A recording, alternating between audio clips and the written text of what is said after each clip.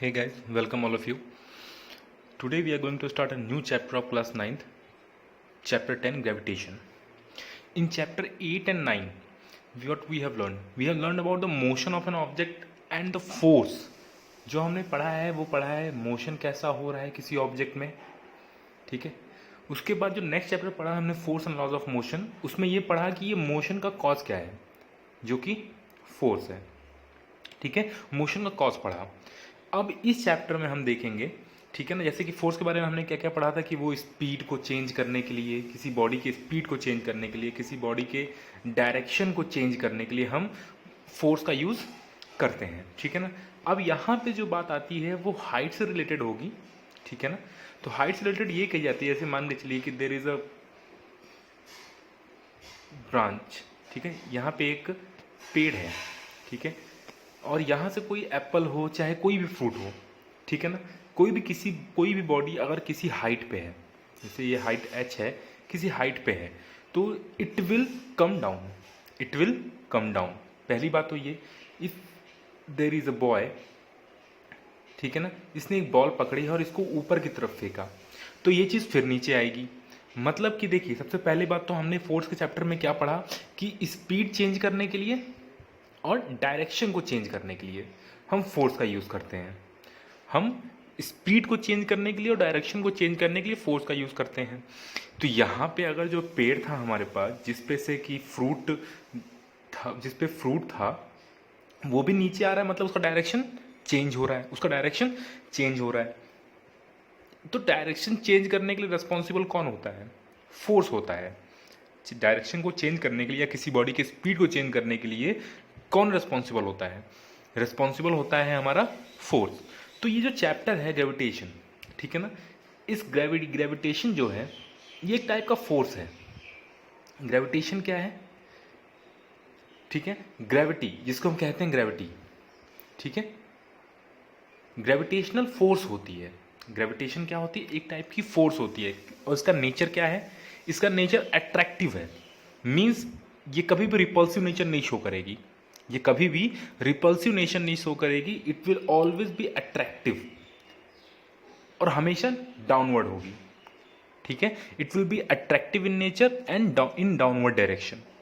ये एक तरह की कंजर्वेटिव फोर्स है जिसको कि पाथ का कोई डिपेंडेंट नहीं होता, ठीक है ना। इस पर कोई पाथ का डिपेंडेंसी नहीं होता कि किस पाथ से आ रही है ये, ठीक है। ये इनिशियल पाथ और फाइनल पाथ पे डिपेंड करेगी, इनिशियल पॉइंट पे और फाइनल पॉइंट पे डिपेंड करेगी, ना कि इसके पूरे पाथ पे। जैसे मान के चलिए कि कोई बॉडी ऐसे गिर रही है, ठीक है, कोई बॉडी सीधे आ रही है, तो ये पाथ पे डिपेंड नहीं करेगी, ठीक है ना। आप इस पॉइंट से और इस पॉइंट को काउंट करोगे, बस इनिशियल पॉइंट और फाइनल पॉइंट पे। तो आइजैक न्यूटन सर ने ये देखा कि कोई ना कोई फोर्स रिस्पॉन्सिबल है किसी बॉडी को ऊपर से नीचे लाने के लिए, ऊपर से नीचे लाने के लिए, और इस फोर्स को नाम दिया गया ग्रेविटेशनल फोर्स। किसी भी बॉडी के डायरेक्शन को चेंज करने के लिए किस फोर्स अप्लाई हो रही है, और ये जो फोर्स ऊपर से नीचे की तरफ लग रही है, इसको कहेंगे हम ग्रेविटी या ग्रेविटेशनल फोर्स, ग्रेविटेशनल फोर्स, ठीक है ना। तो अब देखते हैं हम लोग, मान के चलिए कि अगर कोई बॉडी है moving in circular path, moving in circular path, ठीक है ना। तो अगर जैसे कि बॉडी यहाँ पे सर्कुलर पाथ में घूम रही है, इसका डायरेक्शन हर जगह चेंज हो रहा है, यहाँ पे ऐसे है, यहाँ पे ऐसे है, यहाँ पे ऐसे है, यहाँ पे ऐसे है। सर्कुलर पाथ में किसी बॉडी का डायरेक्शन चूज करने के लिए हम टेंजेंट ड्रॉ करते हैं, टेंजेंट की हेल्प से हम उसका डायरेक्शन चूज कर सकते हैं। तो यहाँ पे जो डायरेक्शन हमेशा चेंज हो रहा है, ठीक है ना, तो जैसे कि ये यहाँ पे किस तरफ जाना चाहेगी? इस तरफ जाना चाहेगी, यहाँ पे ऊपर की तरफ जाना चाहेगी, यहाँ इस तरफ, और यहाँ पे इस तरफ जाना चाहेगी। तो इसको जो बना के रखा है टूवर्ड सेंटर, यहाँ पे, मतलब यहाँ पे जैसी बॉडी आ रही है इसको अंदर की तरफ खींच ले रही है, तो मतलब थोड़ा टिल्ट हो, घूम जा रहा है। यहाँ पे बॉडी जब ऊपर जाना चाह रही है तो इसको अंदर की तरफ खींच ले रहा है, तो ये ऊपर इस तरफ डायरेक्शन में मुड़ जा रही है। तो ये जो सेंटर सीकिंग फोर्स होता है, जो किसी बॉडी को सेंटर की तरफ अट्रैक्ट करता है, उसे कहते हैं सेंट्रीपिटल फोर्स, उसे कहते हैं सेंट्रीपिटल फोर्स, ठीक है। सेंटर सीकिंग फोर्स भी हम इसे कहते हैं, ठीक है। अब जो आती है ग्रेविटेशन, ग्रेविटेशन के नाम पे अगर मैं कहूँगा आप लोग को, तो ग्रेविटेशन एक तरह का फोर्स है जो कि ऑलवेज अट्रैक्टिव इन नेचर है। अट्रैक्टिव इन नेचर का कहने का मतलब है कि ये दो बॉडीज को, ठीक है, हमेशा अट्रैक्ट करता है। ये दो बॉडीज को हमेशा अट्रैक्ट करता है, ठीक है ना। जैसे कि मान लीजिए there is a stone and earth, ठीक है, ये दोनों बॉडी एक दूसरे को अट्रैक्ट करेंगी, मास 1 मास 2, ये दोनों ही बॉडी एक दूसरे को अट्रैक्ट करेंगी विथ सम फोर्स, ठीक है ना। तो ये दोनों बॉडी अट्रैक्ट करेंगे, इसी को ग्रेविटेशनल फोर्स बोला गया है, ठीक है ना। जैसे कि यहाँ पे चलिए देखते हैं, we know that the moon goes around the earth, object when thrown upward reaches a certain height and then falls downward. It is said that when Newton saw sitting under the tree, an apple fell on him. The fall of an apple made Newton start thinking. He thought that if the earth can attract an apple, can it not attract the moon? Yes, it can attract. Is the force the same in both cases? He conjectured that the same type of force is responsible in both the cases. वो कौन सी force है? वो force है gravitational force. He argued that at each point of its orbit, the moon falls toward the earth instead of going off a straight line, so it must be attracted by the earth, but we do not really see the moon falling toward the earth। जैसे कि मान के चलिए कि ये एक orbit है, ठीक है, ये अर्थ रोटेट कर रहा है, ये अर्थ रोटेट कर रहा है, ठीक है ना, चक्कर लगा रहा है, तो ये सर्कुलर पाथ में रोटेट कर रहा है, सर्कुलर पाथ में रोटेट कर रहा है। तो सर्कुलर पाथ में क्या है, डायरेक्शन हमेशा चेंज हो रही है, कभी ये इस तरफ जाना चाह रहा है, कभी इस तरफ जाना चाह रहा है, कभी इस तरफ, कभी इस तरफ। तो ये जो फोर्स है जो इसको अंदर बांध के रख रही है, अट्रैक्ट कर रही है, उसको कहेंगे सेंट्रीपिटल फोर्स, उसको कहेंगे सेंट्रीपिटल फोर्स, ठीक है ना। ये है कि अट्रैक्ट हो रहा है, ये है कि अट्रैक्ट हो रहा है अर्थ, लेकिन इसको काउंटर भी करने के लिए एक फोर्स होती है, ठीक है, जिसको हम सूडो फोर्स कहते हैं, सेंट्रीफ्यूगल फोर्स भी कह सकते हैं, ठीक है। अभी वो आपके टॉपिक में नहीं है, इसलिए मैं उस बारे में आपको नहीं बता रहा हूँ, ठीक है। ऐसे कहने का मतलब है कि जो इस सेंटर सीकिंग फोर्स है, जो किसी ऑर्बिट को सर्कुलर पाथ में रहने पे मजबूर करता है, उसे कहते हैं सेंट्रीपिटल फोर्स, ठीक है। जैसे कि यहाँ पे बोला गया है कि दो बॉडीज हमेशा एक दूसरे को अट्रैक्ट करती हैं, उसके लिए हमारा बना है universal law of gravitation. Universal law of gravitation, universal law of gravitation क्या कहता है?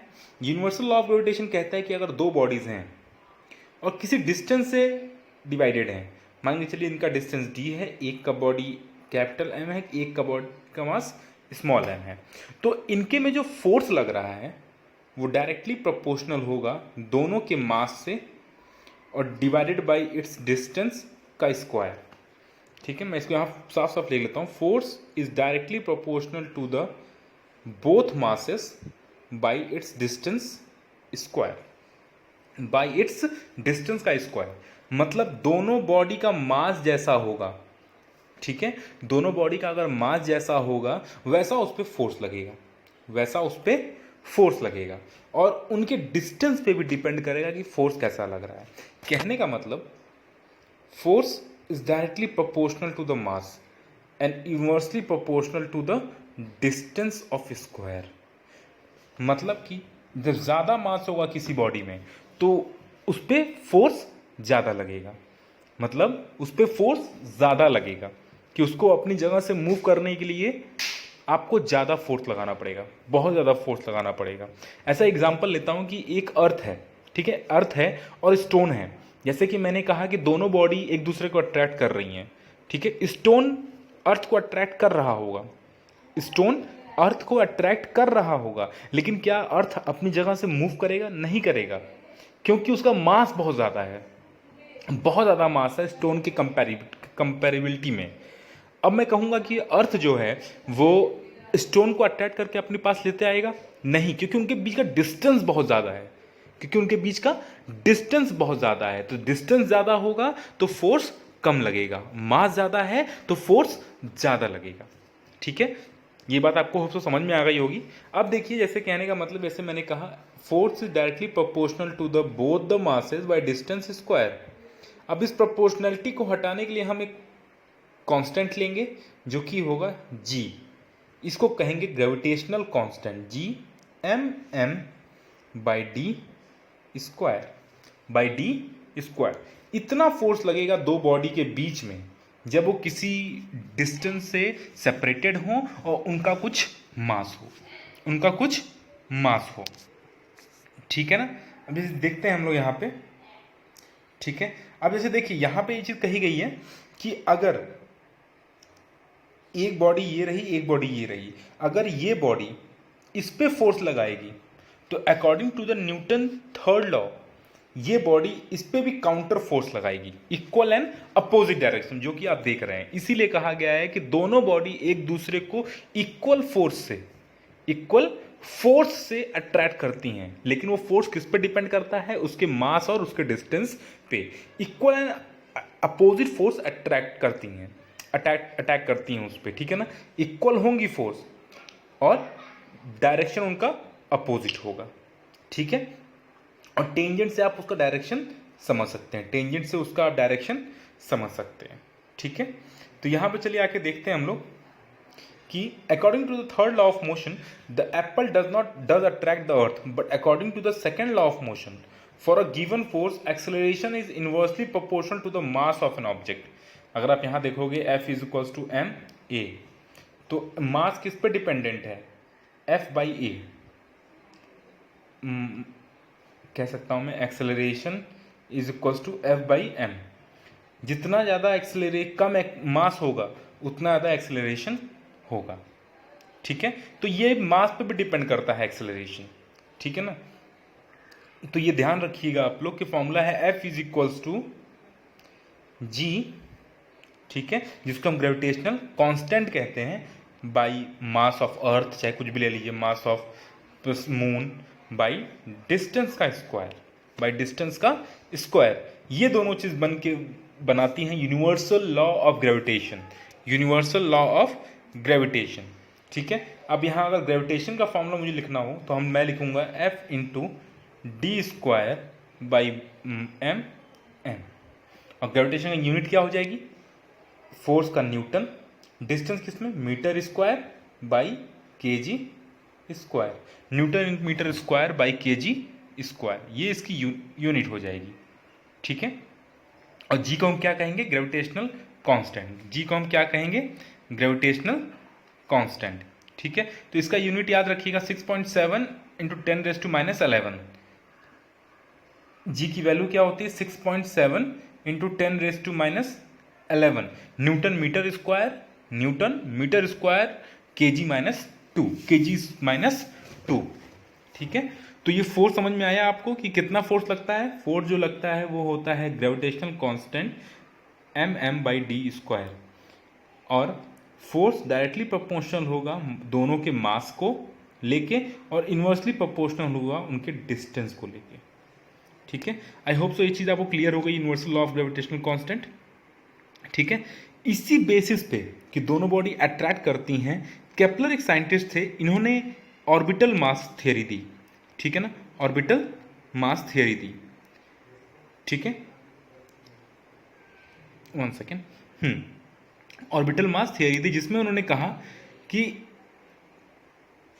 एवरी प्लैनेट जो भी रिवॉल्व कर रहा है वो सर्कुलर पाथ में रिवॉल्व नहीं कर रहा है, एलिप्टिकल पाथ ऑब्जर्व कर रहा है। वो क्या कहा उन्होंने, orbital path. Johannes Kepler derive 3 laws which govern the motion of planet. इन्होंने प्लैनेट के मोशन पे बात कही। उन्होंने ये कहा the orbit of the planet is an ellipse, they take an elliptical path not a circular path. जहां पे एक चाहे इस पॉइंट पे चाहे इस पॉइंट पे, इन दोनों किसी फोकाई पे, इन दोनों पे से किसी एक फोकाई पे सन सिचुएटेड है, इन दोनों पे किसी एक फोकाई पे सन सिचुएटेड है। The orbit of a planet is an ellipse with the sun at one of the foci as shown in figure given below. In this figure O the position of the sun, ठीक है। यहां आप देखोगे अगर तो ये एक elliptical path है, ये एक डिस्टेंस है, ठीक है, और यहां पे सन सिचुएटेड है पॉइंट ओ पे सन सिचुएटेड है, ठीक है। अब उन्होंने सेकेंड लॉ, पहले लॉ में क्या कहा कि सन जो है, मतलब जो प्लैनेट्स रिवॉल्व कर रहे हैं, they are not revolving in the circular path, they are revolving in the elliptical path and sun is situated at one of the foci. Second में इन्होंने ये कहा कि the line joining the planets and the sun, ये जो line join कर रहा है प्लैनेट को और सन को, ठीक है, sweeps equal area in equal interval of time. Sweeps equal area in equal interval of time. जैसे कहने का मतलब ये हुआ इसका, कहने का इसका मतलब ये हुआ कि अगर मैं कहूंगा यहां पे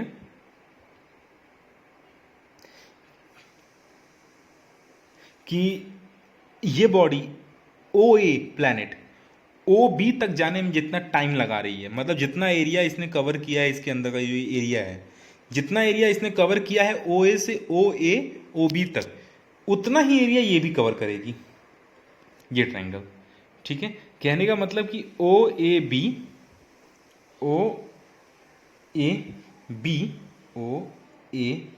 बी का जितना एरिया होगा उतना ही एरिया आपका ओ डी सी का भी होगा।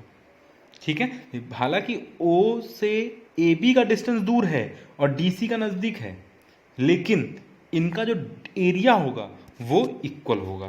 तो इन्होंने ये कहा कि that it covers an equal areas in equal interval of time, it covers an equal areas in equal interval of time, इन्होंने ये कहा।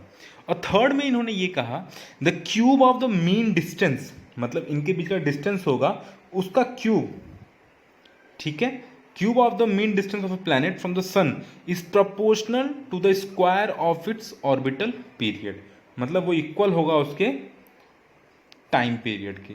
मतलब cube of the distance, cube of the distance उसके टाइम पीरियड के equal होगा। या तो फिर मैं कह सकता हूं कि r cube will be equal to the T square time period, मतलब, या फिर are cube by T square will be the constant one. ये लॉ सबसे ज्यादा इंपॉर्टेंट है केपलर का थर्ड लॉ। केपलर का थर्ड लॉ सबसे इंपॉर्टेंट है, इसी पे बेसिस किया गया है, आपका बेस किया गया है इनवर्स स्क्वायर लॉ, मतलब जितना ज़्यादा डिस्टेंस होगा उतना कम फोर्स लगेगी। तो यहां पे इन्होंने ये कहा है the cube of the mean distance of planet, दो प्लैनेट के बीच का डिस्टेंस जो होगा वो उसके टाइम पीरियड के स्क्वायर होगा, या तो कांस्टेंट कह सकते हैं। ठीक है, इसी पे बेसिस पे आप एक बना inverse square law. It is important note that Kepler could not give a theory to explain the motion of the planet, it was Newton who showed that the cause of the planetary motion is the gravitational force. Cause क्या है planetary motion का, motion कैसा है, क्यों हो रहा है उस पर, because of gravitational force. The sun exert on them, sun exerts on them, sun क्या करता है, उनको अट्रैक्ट करता है अपनी तरफ, उनको अट्रैक्ट करता है। Newtons use the third law of Keplers to calculate the gravitational force of attraction. और ग्रेविटेशनल फोर्स ऑफ अट्रैक्शन की यूनिट क्या, वैल्यू क्या है, 9.8 मीटर पर सेकेंड स्क्वायर। इसी को कहते हैं हम लोग एक्सेलरेशन ड्यू टू ग्रेविटी भी कहते हैं। ठीक है, एक्सेलरेशन का मतलब क्या है, चेंज इन स्पीड। तो ऊपर से कोई बॉडी अगर नीचे की तरफ आ रही है तो उसकी स्पीड भी इंक्रीज हो रही है, जिसका मतलब कि अगर स्पीड चेंज हो रहा है तो बॉडी एक्सेलरेटेड है, वो बॉडी एक्सेलरेटेड है, इसीलिए बोला जाता है acceleration due to gravity. Gravity के कारण जो एक्सेलरेशन हो रहा है उसकी वैल्यू क्या होगी, 9.8 मीटर पर सेकेंड स्क्वायर। ठीक है, अब देखिए यहां पे उन्होंने क्या कहा, यहां पे उन्होंने कहा कि Kepler's to calculate the gravitational force of attraction, the gravitational force of the earth is weakened by distance, weakened by distance कैसे, इनवर्स स्क्वायर लॉ। इससे मतलब कहने का मतलब ये हुआ कि रेडियस का स्क्वायर, मतलब अगर मैं रेडियस 2 गुना कर दूं, अगर मैं रेडियस 2 गुना कर दूं तो फोर्स कितना टाइम्स वीक हो जाएगा, 1/4। ठीक है, फोर्स कितना टाइम वीक हो जाएगा, 1/4 टाइम्स वीक हो जाएगा। ठीक है ना, तो यहां पे ये चीज कहने का मतलब हुआ। अब देखिए यहां पे कैसे फाइंड किया गया है, ये होता है inverse square law, F is inversely proportional to the r square. A simple argument goes like this, we can assume that the planetary orbits are circular. ठीक है, सर्कुलर मोशन में ये चीज रिवॉल्व कर रही है, हमें ये पता है कि सेंट्रीपिटल फोर्स। ठीक है, अभी ये डेरिवेशन आपके यूज में नहीं है तो इस डेरिवेशन को मैं नहीं बता रहा हूं, मैं बस ये बता रहा हूं कि जैसे जैसे डिस्टेंस बढ़ेगा, जैसे जैसे आपका डिस्टेंस बढ़ेगा वैसे वैसे आपका फोर्स कम होगा। और इसी बेसिस पे आइजैक न्यूटन ने कहा F is inversely proportional to the radius of square, distance square, जितना ज़्यादा डिस्टेंस होगा उतना ज़्यादा आपका फोर्स कम होगा। ठीक है, अगर रेडियस को 2 टाइम करोगे तो फोर्स 4 टाइम कम हो जाएगा। ठीक है, तो ये चीज आप ध्यान रखिएगा, इनवर्स स्क्वायर लॉ। ठीक है, जी की वैल्यू आपको मैंने बता दी 6.7 इंटू 10⁻11। ठीक है, और इसका यूनिट बता दिया न्यूटन मीटर स्क्वायर kg-2। ठीक है, और इसको निकालने के लिए हम लोग सेंसिटिव बैलेंस यूज करते हैं, जिससे कि वैल्यू ऑफ जी निकालते हैं हम लोग। ठीक है, ये हमेशा एट्रैक्टिव फोर्स है, ये ध्यान रखिएगा। ठीक है, इस पे कंफ्यूज मत होइएगा। This law is universal in the sense that it is applicable to all bodies, whether the bodies are big or small, whether they are celestial or terrestrial. Saying that the f is inversely proportional to the square of distance means, for example, that if d gets bigger by a factor of 6, f becomes 1/36 times smaller. ठीक है, जैसे कि मैंने आपको पहले ही कहा कि अगर 1/r² है, अगर इस रेडियस को मैं 2 टाइम बढ़ाऊं तो फोर्स जो है 1/4 टाइम्स स्मॉलर हो जाएगा। फोर्स क्या हो जाएगा? 1/4 टाइम्स स्मॉलर हो जाएगा। ठीक है, चलिए कुछ इसके यूजेस देख लेते हैं लॉ ऑफ ग्रेविटेशन के। पहला है that it binds us to the earth. दूसरा है the motion of the moon around the earth. ठीक है, ये मोशन क्यों हो रहा है? Because of gravitation. The motion of planet around the sun and the tides due to moon and the sun, high tide, low tide, इन सब के कारण। ठीक है, एक क्वेश्चन दिया गया है related to the universal law of gravitation, go through it. ठीक है, अब आता है आपका free fall. Free fall just इतना है कि अगर कोई बॉडी ऊपर से नीचे की तरफ आ रही है, अगर कोई बॉडी ऊपर से नीचे की तरफ आ रही है तो उस पे ग्रेविटी के अलावा, अदर देन ग्रेविटी, कोई भी फोर्स नहीं लग रही हो। अदर देन ग्रेविटी उस पर कोई भी फोर्स ना लग रही हो, चाहे वो फ्रिक्शन की फोर्स हो, चाहे वो एक्सटर्नल फोर्स हो, कुछ नहीं। उस पर अगर कोई बॉडी केवल ग्रेविटी के फोर्स से नीचे आ रही है तो उसको कहते हैं free fall body. Free fall body. We have learn that the earth attracts objects toward it, this is due to the gravitational force. Whenever objects falls toward the earth under the force alone, under the gravity force alone, we say that the object are in free fall. Is there any change in the velocity of the falling object? While falling, there is no change in the direction of motion of the object. But due to the earth attraction, there will be a change in the magnitude of the velocity. Magnitude change होगा, direction change नहीं होगा, क्योंकि direction हमेशा इसका downward की तरफ होता है। और हमने पढ़ा है कि एक्सेलरेशन 3 चीज़ों से चेंज होता है, चाहे तो उसका स्पीड चेंज हो, चाहे इसकी वेलोसिटी चेंज हो, ठीक है, चाहे तो उसका डायरेक्शन चेंज हो। ठीक है, any change in the velocity involves acceleration, involves acceleration. Whenever the object falls toward the earth, an acceleration is involved. This acceleration is earth gravitational force, और इसकी यूनिट होती है 9.8 मीटर पर सेकेंड स्क्वायर। ठीक है, तो यहाँ पे आप ये देख सकते हैं। ठीक है, अब जैसे देखिए हम लोगों ने पढ़ा था formula F is equals to G capital M small m by D square. F की जगह हम लोगों ने सेकेंड लॉ में हमने पढ़ा है ma। ये a क्या है? एक्सेलरेशन है, और जब ग्रेविटी के कंसेप्ट में आ जाएगा तो mg हो जाएगा, mg हो जाएगा। ठीक है, तो क्या मैं इस f की जगह पर mg लिख सकता हूँ? लिख सकता हूँ। ठीक है, तो चलिए इस f की जगह पर mg लिख लेता हूँ, और इसको लिखता हूँ मैं capital G m by D square. ठीक है, इस m से ये m कट गया। ठीक है, अब ये क्या आता है? अब ये आ जाएगा G is equals to capital G capital M by D square. ये फॉर्मूला हो जाएगा relation between gravity and gravitational constant. क्या हो जाएगा? G is equals to capital G M by D square. This will be the relation between capital G और gravity और gravitational constant, gravity and gravitational constant. ठीक है, और इस small g की वैल्यू होगी 9.8 मीटर पर सेकेंड स्क्वायर, जो कि यहाँ पे निकाला गया है, और इस कैपिटल G की होगी 6.7 into 10⁻11 newton metre square kg-2। ठीक है, जिसको हम ग्रेविटेशनल कांस्टेंट भी कहते हैं, जिसको हम ग्रेविटेशनल कांस्टेंट भी कहते हैं। ठीक है, अब देखिए जैसे कि मैंने इक्वेशन ऑफ मोशन की जब शुरुआत में बात की थी, तो यहाँ पे मैं क्या कहता हूँ, motion of an object under the influence of gravitational force of the earth v is equals to u plus a T.